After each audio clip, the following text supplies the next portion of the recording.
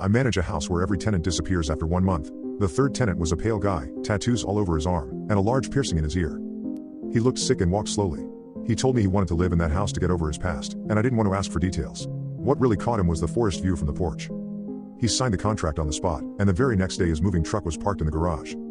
2 weeks later I realized I'd left my folder with some documents in the house and called the guy. No answer. I decided to drive out there and found the place empty, which was strange. He'd brought a lot of stuff during the move. His car wasn't in the garage, but I rang the bell anyway. Nothing. The door was unlocked, and I stepped inside, convinced something was wrong. But there was nothing to see.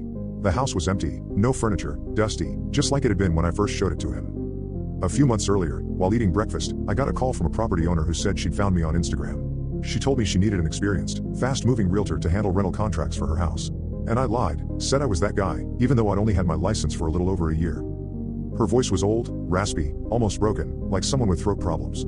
She said she lived abroad and needed someone local. I wouldn't even have to look for tenants, she pitched. There was already a list of people interested, and they'd meet me at the house. I wasn't too excited. It didn't sound like much of an opportunity until she mentioned my commission. I nearly choked on the sandwich I was eating. I repeated the number back to her, sure she'd made a mistake, but she insisted it was right. That amount would be handed to me, in cash, once the tenant signed and moved in. The only condition, she said, was that if a contract was broken due to my negligence or choice, I'd have to pay 1 month's rent. On paper it didn't sound bad. I accepted right away. The next day I went to see the property. It was huge, isolated, no close neighbors. Inside, there were expensive wooden furniture pieces, sculptures, installations that must have cost a fortune. The porch opened up to a wide view of a forest. Big wooden chairs faced the woods, and the owner made a point of stressing that they could not be moved from their place. I imagined myself retired there, sipping coffee, birdwatching. Coincidentally, the first tenants were a retired couple escaping the chaos of the city. When they signed, I went home torn between excitement and anxiety. Would the owner really pay me that much? I was broke. But a few days later, a suitcase showed up at my doorstep with the full amount in cash.